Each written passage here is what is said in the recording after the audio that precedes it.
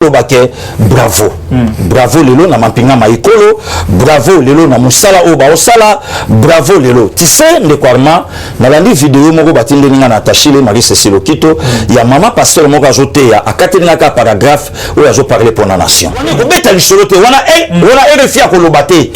Que premier producteur ya coltan le bandasko non affaire à S comme sérieux Rwanda komokita akomokita pourquoi il t'a produit ça kayango a produit ce ali il a produit alors ce que ça y est donc le lot de Kwarma ba vrai congolais le lot ba congolais de père et de mère ba tout le monde va préparer campagne il y a diabolisation contre le pasteur Guilé oui pourquoi ba sali par tous les moyens ba luka faute tout le monde sur la peau de pasteur Guilé bazuité alors s'il fallait le moins important alors bien lobby pour bateau bas salir yo bazo utiliser mensonge mais pour yo blesser bateau il faut utiliser vérité ah ok parce que la succès semblait Néa Yokili, Neto Kakaka, Kodo Bima, Neto Yoki. Vous informer au quotidien, c'est notre devoir. Chercher l'information pour vous, c'est notre passion. Madame, Monsieur, bonjour, bonsoir. Ça dépend de l'ère à laquelle vous nous suivez. De partout dans le monde entier, bienvenue dans votre émission Basangoya Congo. Rimer de Kinshasa, Nathalie Samine Sengo, Yakoya Nugasuzi, Boussobe Tandeki Nabino. C'est-à-dire, merci beaucoup Nabino pour beaucoup de singa, les Boussobe Tandeki Nabino, sans audience, sans rendez-vous. Na téléphone, na yo, na ordinateur. Nous avons TV monene lokola Terry Amos na pesio mbo disco zoami actualité politique ya mboka Congo be awa na rumeur de Kinshasa votre chaîne comme à l'accoutumée semaine là mon abino to bandi yango na pasteur Guilé Bokwala communicateur les plus suivis les mieux écoutés donc hier ce que vous regardez mais la bédine mission noir blanc le roi pour t'imaginer même des rings parce que bonjour et bienvenue oui bonjour Armand le noir blanc vous était ko changer quand le roi des rings on met mais non ils en ont kaka tenue ezaka couleur ils en ont ba o bazanga na beta gilet kana chemise donc le quoi Marie Cécile Okito o isa semaine né en Mbotama le 14 oh là là donc bateau balinga kaye ba RM donc Roger monte la voix de l'Amérique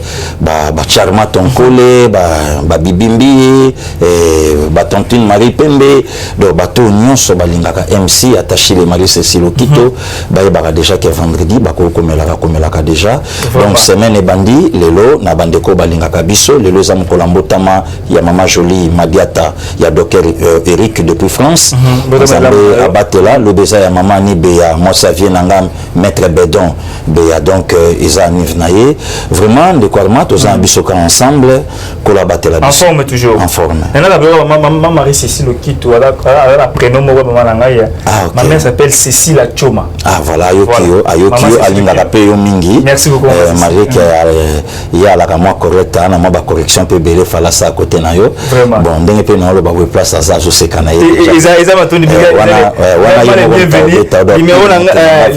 numéro na pesa moi affiché na ça affiché moi si gestion ba toujours ba suggestion ba remarque na bino ndé ça la bisto évoluer muto ni ma remarque ta linga ba suggestion de ali muto ko fa orgueilleux biso ba humble ba tombo la biso donc ce qui ba suggestion ali ba remarque ezali moi ba quoi bo nini il faut ko benga ko ba non arma sala bo bon c'est bo sala bo ya on ça muto évoluer vraiment ils allaient bienvenue maman Marie Cécile Okito donc Cécile là comme mère na ngai donc merci beaucoup pasteur Guilé actualité politique ya mboka na biso to ba directement na likambo bon mo ba on état de siège oui état de siège insécurité na mboka na biso oui na bandi yango état de siège voilà pasteur Guilé tout le monde va retomber dans l'état de siège 10 rebelles tués au boumi mongo na ba force armée congolaise ou armée régulière boumi ba aide final ou considéré le cola ba djihadiste le roi ba Daesh ba bomo 10 et puis 4 villages récupérés dans le secteur Rwenzori kuna na territoire ya Beni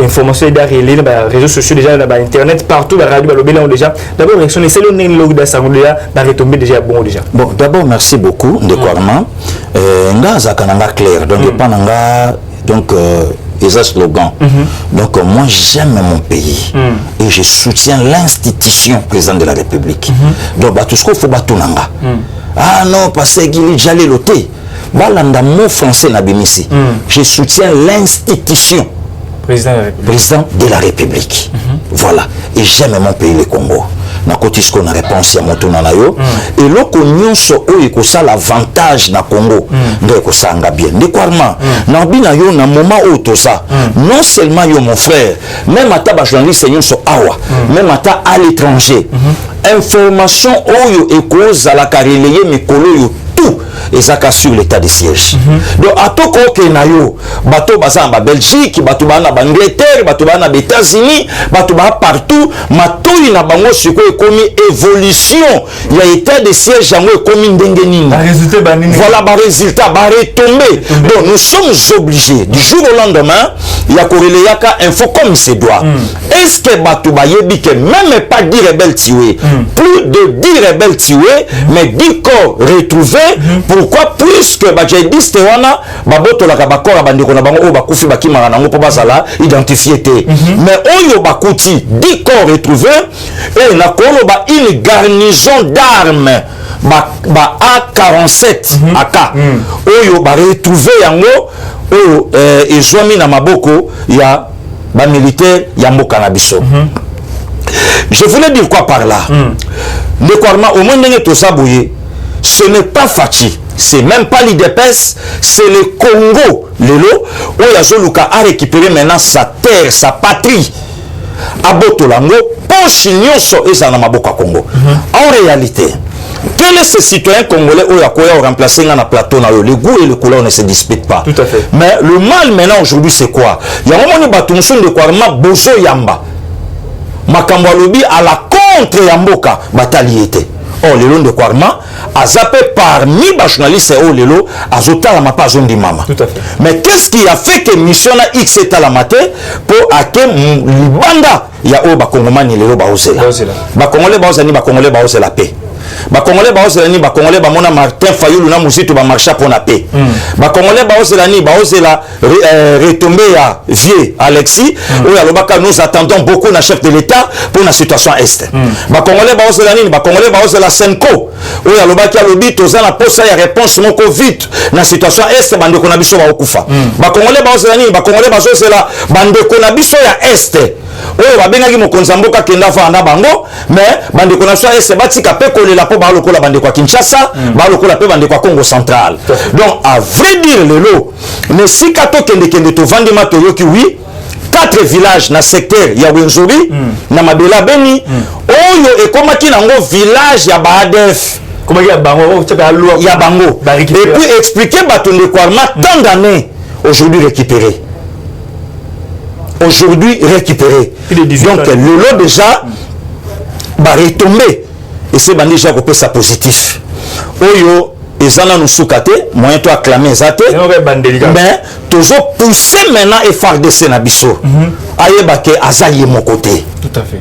Ayebake la nation congolaise est derrière hier. Le 15 mai à marche nous au sama Congo Kinshasa par rapport au soutien ya FARDC. Je suis d'accord. Ngai peut passer Gili.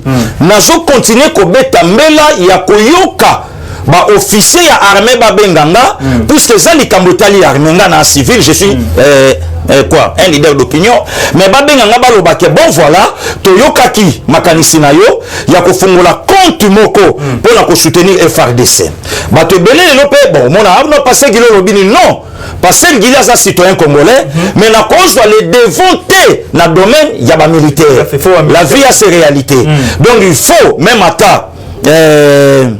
attaché d'état-major général Tsoka Yokinga a invité na bureau na ye to discuter sur yango comme ça on a interpellé le monde entier pour que ça va détail ba l'accepter ce que kozala nanga IP na déposer 1 euro nanga et permettre ba militaire na biso na front basanga maya komelate basi na bango power basanga mbonga loyauté moment o bango basanga eliko lobateke bazangi yango voilà non ngelo bate basanga ngelo bake armée na biso e bake mboka isa derrière ba ndeko arma to beta match moko akala feza baneno nande Zaïre Angola il fallait to gagner to kende je crois Coupe d'Afrique dernière mutabeta penalty na vie nanga malu no makengo a Holandanga lelo ba ve ba na poto il faut yo kanenge ba ve ba sunga nzinga bazolela mutazui ballon a tena point azongisima ba rappela ye l'international makengo la nation zaïroise est derrière ton dos.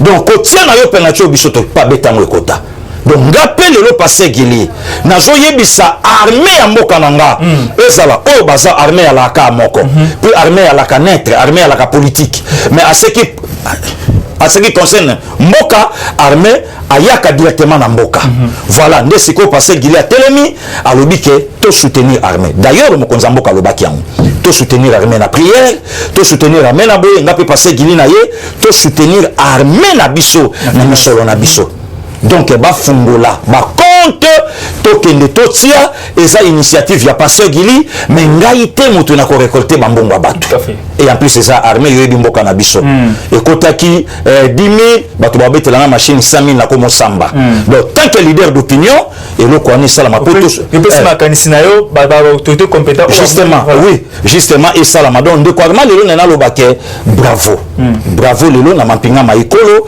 bravo lelo na musala o ba osala bravo lelo tu sais de Kwarma na landi vidéo moko batinde ninga na tachile Marie Cécile Okito ya mama pasteur moko azote ya akatenga ka paragraphe où azo parler pour la nation abi vous savez que la nation est sacrée motu nyonso oyo azokende à la contre ya nation il est maudit. Pourquoi na domaine otokomi lelo eza sous domaine ya opposition te eza domaine na fulani pakalate eza sous domaine ya Boalou Bachitunga bazobundisa Congo Dekorma na vanda na yo na plateau po yo lingaka tout moment so ya mbinga boto kose na biso. Na vanda na plateau na ona yebisa nga binde Kwarma. Il y a des priorités plus que les élections en 2023. Tout à fait. Na lobana yo. Ba oyo bazana nga d'accord, bazana nga d'accord. Ba oyo pe ba kritikanga. Mais le lorsque to bimi na monoko ya vie Jean-Pierre Bemba. Bato balobini. J'allais le chose de quoi passer Gili? Non, c'est toujours comme ça. Non, non, le Kwarma. Non. Le Kwarma. Est-ce que Bandeko Bayebi que Bato Beni, Bato Est na élection 30 décembre 2018 va voter? Ah oui. Est-ce que Bandeko Bayebi le Kouana? Te, le Kwarma. Ko yamba mutuna plateau na okate po yamba. To beta masolo puisque Bamikolo ba Olanda biso. Ba papa ba Olanda biso, ba mama ba Olanda biso. O lelo ala moki mais matoi na ye mboka kuna balobini ni atombe directement na ngana yo na yo ka bana ona. Akoyo ka ba pétaste, akoyo ka bêtise. Pour bango la bien mpanza kuna ba empêcher ba voter mpanzo. Bon, soki ba voter ki ba ne ba voter na faveur toujours ya la muka. Ah, pourquoi je marque hein? Voilà. Parce que le président qui a tout ça des sentiments on a plein à craquer. Voilà. Parce que Gili dans le dossier où on était des sièges oyo bande so journaliste ba congolais mboko za biso c'est notre pays surtout qu'on informer bateau la positivité tout ça toute la diabolisation je suis désolé aujourd'hui au moins la journaliste mususu ba comme ko fuba ba futa wa mboko pas ba expatrié pas ba impérialiste pour la diabolisation contre état des sièges oyo tu éviter la risque qu'ils allaient nini tu éviter RFI TV5 Monde, France 24, radio et télévision internationale dans la Congo. Information dans la rencontre, il y a été des sièges, pasteur Gili. Non, était des sièges, risqué. RFI à quoi prendre biso ni. Aujourd'hui, na beti na ngatolote puisque ya na docteur Maïla Lobarale qui beta mo Congo pokende liboso. Mais lelo na fief ba congolais je suis mieux écouté que le RFI. Oui. Na fief ya ba congolais lelo naza mieux écouté que le quand même ata ba France 24. Pourquoi? De Kwarma, yoko totani ba mona tanga ba tolokola ba Sonia Rolé. Lelo la journaliste Sonia Rolé a koyé bisabiso peuple congolais ni. Na rappelé ba tout puisque obenga na quand même ta histoire. Sonia Rolé na consultation. Alobani. Aloba consultation na. Ekobota chauve-souris. Il y a un docteur Maïla Tindelanga. Avec consultation de Kobota chauve-souris, il n'y aura rien dans cette consultation. Voilà patati patata. Est-ce qu'aujourd'hui, consultation et Bota chauve-souris? Mais je suis Ngana Baninga Nanga, Bapresa Cholé, Barine, Bapresa Gilles, Bapresa Son. Tout ça parmi Bato et Tolobake, consultation ko Simba, le consultation Simba, qui Sonia Rolé? Simple, Moutoloko Langa peut passer Gili. sont contre makambo mais nalobi on vérifier bon mona non au consulter nalobi est-ce que soki bango balobi etali biso non souci ya ba congolais que ba récupérer partie est na bango et zonga na mboka ce n'est pas une ba chaîne wana lelo ba chaîne oyo tangi eza parmi ba chaîne oyo et soutenant l'impérialisme na mboka na biso. Et ça, la chaîne où il y a un président non voté par le peuple congolais. Et ça, la chaîne où il y a la campagne de diabolisation contre Fachi. Et ça, la chaîne où il y a propulsé Martin Fayoulou. Tout comme on a dit sauté. Mais comment ce qui olingi au dérangé cerveau, il n'y a pas Ségili, Simba Congo et Simba l'institution présidente de la République. Derrière mon dos, tout autour de ma peau, je suis entouré même par les esprits. Donc, mon toya Koluka a détruit Pasteur Guili. En si longtemps que je défends ma nation, on détruirait. On détruirait. Pourquoi? Là où nous sommes arrivés, et je sais que Bissonnion surtout ça la bloc, tu vois comment les autres sont en Mboka na biso. Donc, les autres on a biso na tinate, ya Sonia Roulé, allo bapo biso toyoka. Les autres on a biso na tinate, X allo bapo toyoka. Po, c'est la plus grande décision. Oh les joamis. Dans la situation Esteban. Comment va contacter Nango? Un secrétaire est profiter de Bango. Décoinement. Le corps de Tumbolinga, na fungulaka pe Bango mpoke. Décoilement. Ambassadeur, il y a Italie à Koufa Awa. Si réellement, balaka na raison, le Congo na Zandene. Tout cela, bandeko tout ba Hollande biso. Ambassadeur s'est retrouvé mort na Est, mais il fallait ambassadeur Azakuna. Et puis c'est pas la première fois. Agenda Osan. Mais quoi, Tolandi na yo information na RFI T, na TV5 T, na France 24 T, Jeep. C'est pour la première fois même on est la Kamwe. Jeep. Bazui matière première baché na kata ba pneu. Plus de 60 kilos il y a coltan. Hein? De pneus minéralisés. Donc c'est la tibélisme, de pneus minéralisés. Et je dis c'est ce de Rwanda. Et le logico n'a pas prendre bateau na plateau na yo. Rwanda o ya salaka premier producteur ya coltan, le la comment kita. O yo ki ango. Si ko to informer bateau ko ba yo ki ango wapi. On le wana ko beta lisolote wana RFI ko lobate. Que premier producteur ya coltan. Le lot bandasco, non, affaire à S commissariat, Rwanda comme kita. A comment kita pourquoi? Il t'a produit ça Kayango. A produit, il a produit. Alors ce que ça y est. Donc le lot de Kouarma, bah vrai Congolais le lot. Bah Congolais de père et de mère. Tu sais, na yambi mutumoko, y a pas perdu. Il faut tout ça clair na téléphone. Abe ngabi pas ce qu'il ngabi ouais. Abi ko se déranger te na mta pas perdre ngabi allez-y. Na tché directement na écoute.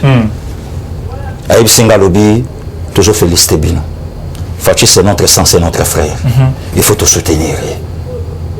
Gabi, il faut te soutenir. Bakabal, tout ça, les Simbi na moté. Maintenant, les autres, il faut te soutenir, Fachi. Gabi, c'est ça, aimons le Congo. Conscience et zonga. Conscience et zonga. Tu sais, comment et combien, tu connais que si ça va makambo, nyonso, na katambo kanabiso. RFI, nan. TV5 nan. Nani a yébité que bazwa kambongo pour non ça la campagne à l'américaine, il y a Martin Fayoulou. On va influencer la population. T'aurais mieux encore le couteau dans la plaie. Nana yébi en côté. Nana yébité intervention, il y a Cardinal Ambongo Bessungu na TV5. C'est Martin qui avait remporté les élections du 30 décembre 2018. 62%. Brandez-nous des preuves, il est le fiasco. Brandez-nous des preuves, il est le fiasco. Décoinement. Tu as remis encore le couteau dans la plaie? Fachi, c'est le président. Oh, Yomindele va soutenir. Le roi chef de l'État n'a volonté. Il y a Blanquin. Le roi président de la République n'a volonté. Il y a Nzambé, le Bayemoko, n'a volonté. Il y a peuple congolais. Tout à fait. Hein? N'a volonté à peuple congolais. Donc c'est comme ça, c'est ça. Donc on a besoin de on a été. Le RFI, azali sous na monopole ya kokosa lelo ba congolais ba yoka o RFI lobby lelo kutu ba congolais ba loba passer Gilia lobby nini et information nini donc lelo yo na leki Sonia Rolé lelo na leki batuana nyonso na milieu ya ba congolais ba kosti ba congolais trop tout le monde dit ba extra vous avez information ba extra or il okuta et puis eloko musu ya mabesani ndeko ma otolo bango nzambe apambola yo lokola o comprendre. Je souligner certains journalistes, certains, pas tout, puisque tant que tu as relia bango na bango, bana moi réseau na bango à 3, 4, 5 bamassa. Mais ce que indeli bango à les corporations boya, corporation, nous, liberté d'expression, ça te auto bundelaka, nous.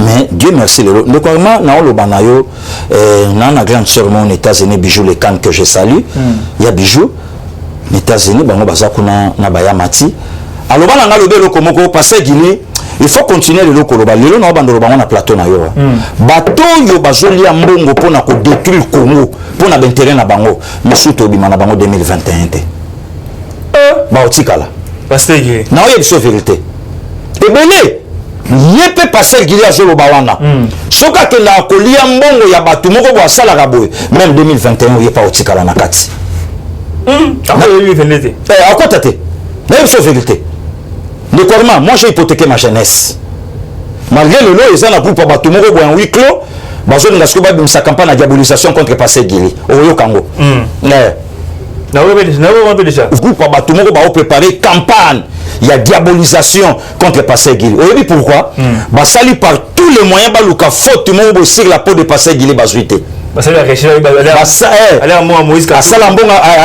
Moïse Katumbi et Simbité yemoka bengi bato te boye bisali mbisanga na kipete baluki tout autour nanga bazwa faute moko boye babimisa yoka siko parmi ba mama mutu moka beti lisolo lobi siko bali babeta nini siko ba on siko basala campagne de diabolisation contre passer Guili que makambo ya lobaka na média contre l'institution président de la République yango te o ya salaka oh nazo ibisa yote na lobi no samba malamu mose ouais donc il réseau vraiment ya bato bavandi bazo solo là bazo préparer campagne de diabolisation contre passer ouais donc le col physiquement bazo passer Guinée na fautité de quoi ma webi kenga je basi babimi sa photo vraiment bobu na osa malia civil oui ça non na yebisa yo mais siko photo bazo siko babombe ninga façade autour mais so tali mopanzi ya tete yao passer Guinée bongo moi sango lusu suka na kano babombi elongi na ye batikika façade na Mukongo babetang passer Guili sali mai siko lokola pe et ça là ngo le côté allez à Afrique d'ici d'aller $50,000 à Moïse Katumbi parce que peut-être Moïse Katumbi hein na lobi na yo critique mais qui ça le quoi c'est ça la politique critique les choses de bato lelo bavandi na plateau baza na besoin te passer Guili à finga mais état de siège en Moïse Katumbi réagir te ici quoi mais soka réagir te na quand même bambali mais na lobi soka réagir te bomba réagir ni réagir non mais toi là n'avez pas réagir le coup à réagir yango na lobi toi là n'avez pas réagir non le quoi na obi na yo lelo c'est pour comment le passer Guili mais justement yango lelo nga passer Guili na lobi na OK lelo passer Guili azo sala politique et tiens c'est que bien mulumba na zotala d'abord la nation donc na ko le kaka ate na le kana bandika koloba na attaquer de quoi aujourd'hui remarqué mikolo to zalenga na moi c'est mais tala ba vu na biso mikolo zo mona ke mati pona nini moto ayebi ke akozwa un plus ne loko passer Guili lobi ne ska passer Guili te très ba tout ba yebi très Seigneur a yeba Jida parce que na lobi na yo bato ebele bayebaka te lelo na ofungola ngo bapasser Etienne baolanda bapasser Luka Ilondo bazolanda nga depuis les États-Unis basali ya Nzambe bazolanda bato ebele bayebaka te ke Jida na Jésus balaki oncle na neveu côté patriarcat et nani oui côté matriarcat et pour consolider leur amitié ne va jouer caisse yebaka caisse ba pesa on n'importe qui te caisse ba yekoli et ça les garder pas grand prêtre Jida mais ba yekane traître na minute peut te bien absolu traître mais on ne met pas le chariot avant le bœuf Voilà. Merci au pasteur Guili. Tout quitter le Soudan au état de siège. Récemment, on a une nomination à généraux dans Nini. Côté Kassai Nabisokuna. Mais il paraît avec que non, on va nommer. C'est le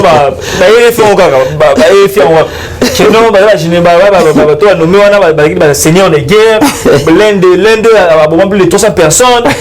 De moi, je suis tout le monde que non, majorité, généraux, Rwandais. Donc, parce que réaction là. De quoi revoir la nomination. De quoi deux ministres rwandais nommés dans le gouvernement par le chef de l'État Félix Antoine Tshisekedi Tshilombo. Baza pilelo. Oh ba tout ba sala ba chantage, ba bimisi documentaire ba kati lelo baza pi. Tout le monde bande ko wana.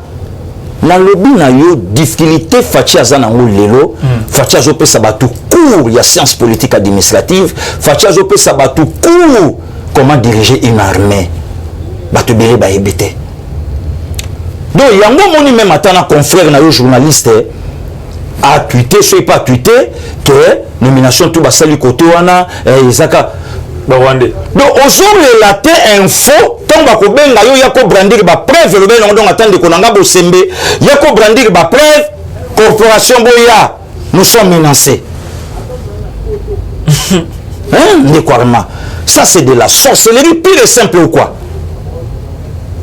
Zabondoki, Zabonganga, c'est pas normal. Donc les lots, vous comprenez le logo mobile mutunanga na tilo kola lo ba yobitanga yamba ki dicap na opesa bango mote place baza. Et s'il fallait le moins important.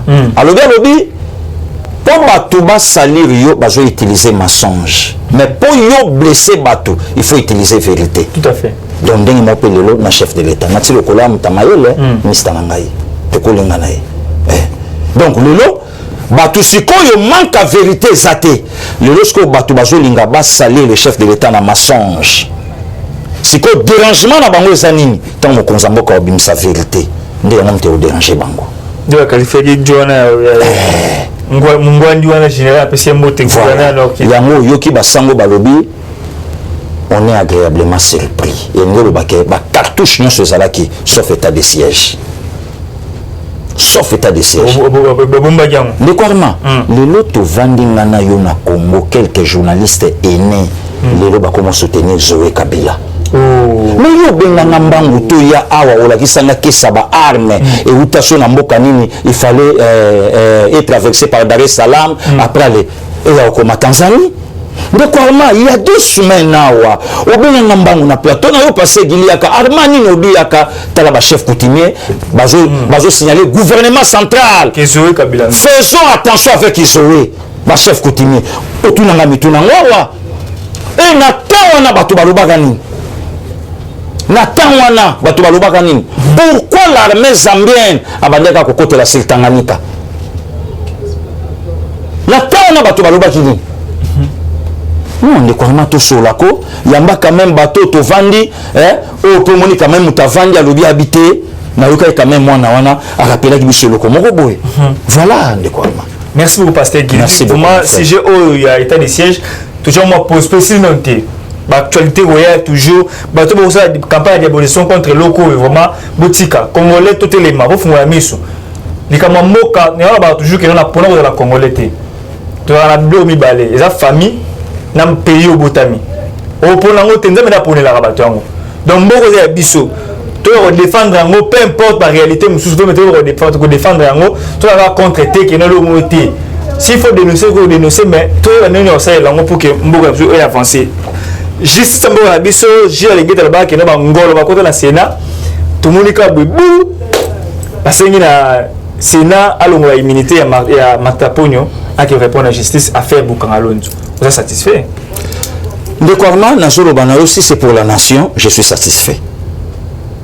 Si c'est pour la nation, je suis. Mais est-ce qu'il y a un problème? Est-ce que les lois sont la justice?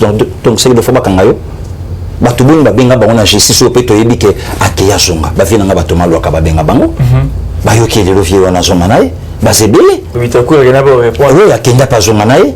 Est-ce que les lois sont la justice comme problème? Mutuna nangeza moke pa Augustin Matata Ponya Olandanga. Oui ou non? Projet Bukangalonze banda na gouvernement nae. Matata Ponyo? Oui, pardon. Oui ou non? il y a signé. Oui ou non, banque bimi sambongo sous gouvernement nae et puis sous sa signature. Pourquoi pas Lelo? Oui ou non, est-ce que Bukangalonzo est produit ça? Alors banabiso. Parfois Lelo bazo bengaye. Bon, il peut le voir le bien abiso que ata 1 euro à Simbate. Biso te mutako lobela. Akolo bela ngo pété le bosso na bino corporation. Akende ko lobango na acquis des droits. Mata pour allouer na mboka kuna konaki ko zalaki a tweeter moi bi que non. Ah bah qui bah fondé faut que pour la justice instrumentalisée politisée. Ah bien instrumentalisée et yamo kasina lobby. Yamo la lobby oui ou non est-ce que Bukanga Lonzo et produit ça? Alors critiquer les droits de non, ce n'est que normal à l'Obanaye. Alors bien que la justice politisée. Ce n'est que normal. Ce n'est que normal à l'Obanaye, mais est-ce que bakanye matata? Babengi matata pour matata ya aloba likambo par rapport ya boy babengeli. Ce qui est un matata aux Omanaye, justice politisée en qui, en quoi? C'est ça aussi le problème de Kouarma. 300 millions, IGF a eu tout révélé sur IGF. Papa Gilles Lenguet a appelé sur un bout de Siko Miko Bank, Samboga Mikolo Makasi. 300 millions de dollars américains, dans l'ensemble, ils allaient détourner, mais 206 millions de qui destinés à Bukanga Lonzo. Donc les restes avec Bambongo, Amike, Banene, Kobongisa, personnel, Belé, les loyaux, ils allaient détourner dans Bukanga Lonzo, rien n'est fait. Mais pour tenir pour les presses, moi, que non, Abi Azali innocent, Mbongwana, yé a détourné ta héros, tata est-ce que les bossons de Kouarma na lobby yango, est-ce que les bossons na binonde mutakoloba? Organabilité. Oh ya koloba eza kuna. De Kouarma lelo nga peut passer guider leader d'opinion. Lelo je peux pas bien na justice nga peut le na utiliser verbe on. Que non? Même à justice samboka na ngai comme politisé. Non, de Kouarma. Na poser question na plateau na yo bande ko ba répondre nga na sa commentaire de ba Hollanda wana. Vrai ou faux? Gouvernement ya matata ponyo moto emoni ko botama ya Bukanga Lonzo. Alors banabiso. Il y a dit que non, pour ministre la conseil des ministres dépendant du conseil des ministres ba ko ba Hollanda ga ye ba wazali te alo bayango kuna. Bisoti. Prochaine fois à la télévision, il y a soki nanu ba bengi yo te ko ndima présenter. Alo bango kuna bisota. Bisondeni. Fernand la mère ya lobi boy. Là il a toujours biloko contre Nini. Abi que nous ça l'effort donc il dépêche soit la présidence soit union sacrée, ça l'effort pour écarter ma candidat probable en 2023. Comme qui? D'être ma pogno, à PZP la minute pour après moi batunaye avec Azalaki parmi les 4 as comme dauphin Joseph Kabila. Ba mo Ferdinand Kambere ba bimisa na 2018 Armand na beto ba cartouche. Parmi les 4 as, Augustin, Aubin, Vieux Bahati, na Augustin Matata Pogno, Vieux Bahati Lukobo, Aubin Mena Kunjala Njoko, Balaka 4. Mon Chadar écoute à la rate Chadar Ayaka Koya. Parmi les 4 Chadar à la guité. Est-ce que na yobiso na obeto babord? C'est pas pour rien, nous même pas Aubin à se retrouver dans le Parlement. Ok, d'accord, n'est pas vu Mbosot. Tout n'a à se retrouver comment? Ba bouteille à champagne, c'est payant. Ba obaye. Voilà, ba lobaki amu. Décoirement. Na répondre le vieux Ferdinand Kambere. Vidéo ya Aubin et Tambola a au mon en opposant journaliste investigation. Azoko yebisa batuna ya lobi bon penser. Lelo ceux qui candidat na biso a raté pouvoir boye ba sort na biso. Oyebi vidéo yango. Lelo ngasko passer guili réponse na Pierre Ferdinand. Ay bolu ba candidat. Ngaité réponse yango wana et pas vient na Njala Njoko.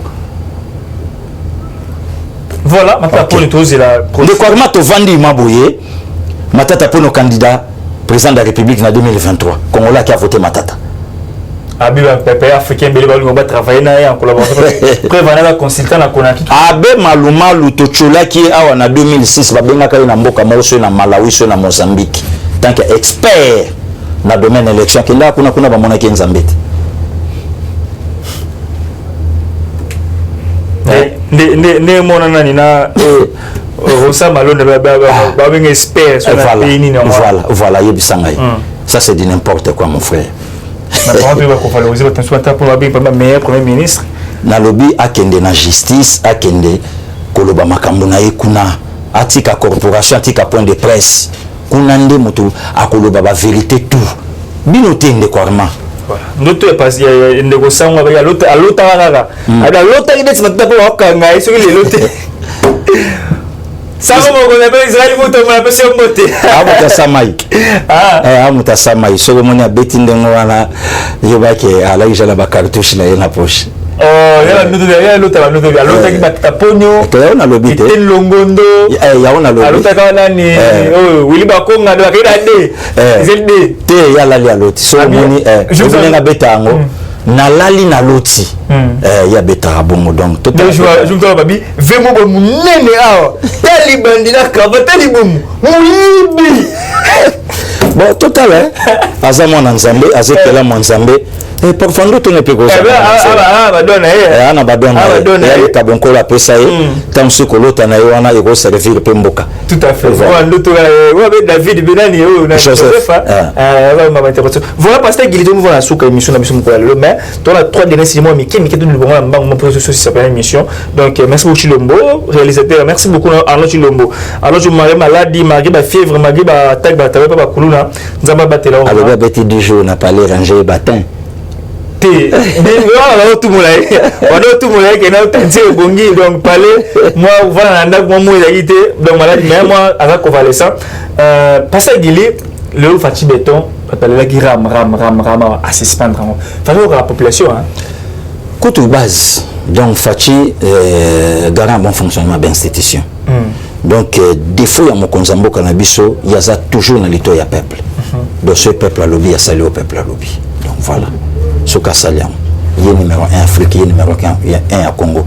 On a ici Pumbulu, il est encore sa place. On va manifester lundi, vendredi, conseil des ministres a instruit sur soit notre décision bataille parce que 266 millions de Kotaki. Mais au départ, dénoncé avec 48 millions de monani. La Moka a marché pour le premier Est, mon Konzambo a juste solution état de siège. Population marché pour l'Iran, à Bossie, Ayoka. C'est que Azoa. Pour l'état de siège, qu'on a babioté bisoto dans le continent à marche. Au lieu de marquer. Te lusha nimisi ou azongi raison. Pour n'attaquer Ibango. Babi bon. Parce que babi comprend que non en fait moi ba biso amri rappel ba jeune wana lucha. On dit fait peine. Tandi tabini. Maman F. Avec bien le bien ça passe lelo pour combattre Fachi. Et ça le cause combattre ensemble.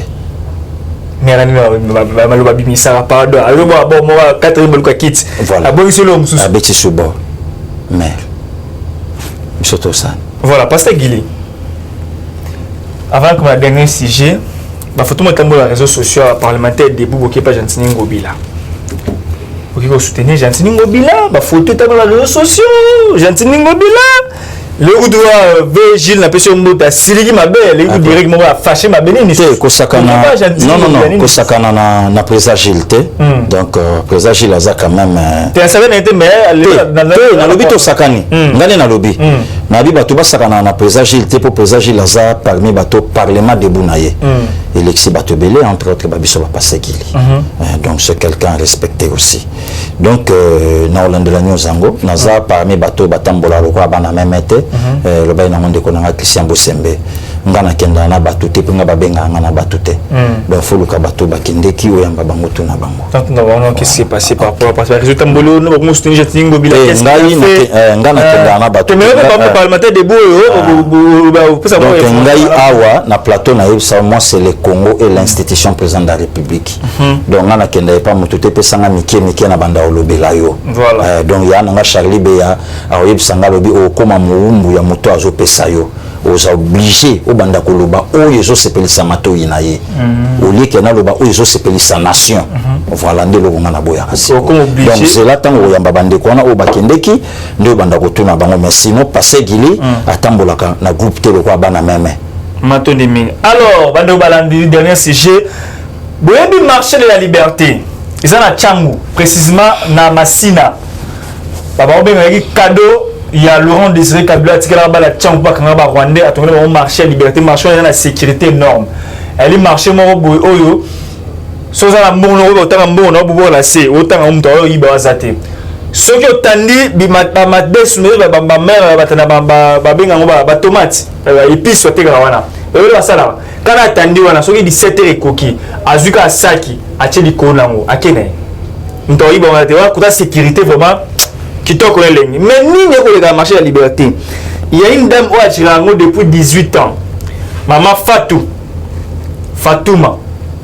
Fatouma a géré marché de la liberté selon l'article il y a bande na biso ba komi awa les mandats ba komi article moko à Siriango maman Fatou a mobilisé mbongo ekotaka donc 8